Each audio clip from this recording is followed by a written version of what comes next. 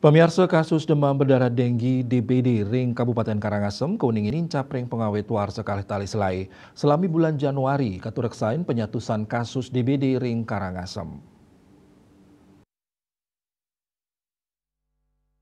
Kepala Dinas Kesehatan Kabupaten Karangasem I Gusti Bagus Putra Pertama Mausang, yening sayang sareng bulan Januari war sekali tali 24 panincapan kasus DBD warsane mangkin kauningin dahat ageng.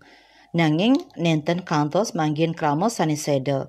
Ring Januari warsane lintang kauningin kasus DBD ring Karangasem wantah 34 kasus, raris ring warsane mangkin ring bulan sani pateh, wenten 143 kasus.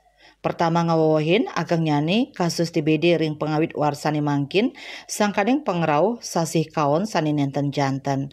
Kanan punike ngawinang akeh legu sani ngawinang DBD dikelis ngelimbak ring embangan toyani.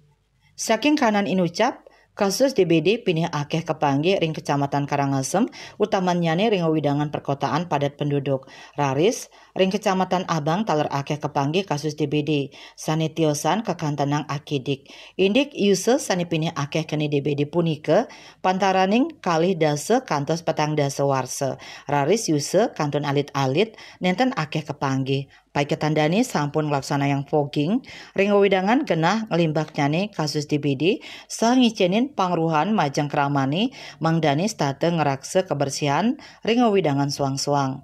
Eka Parananda, Bali Pos Nguningayang.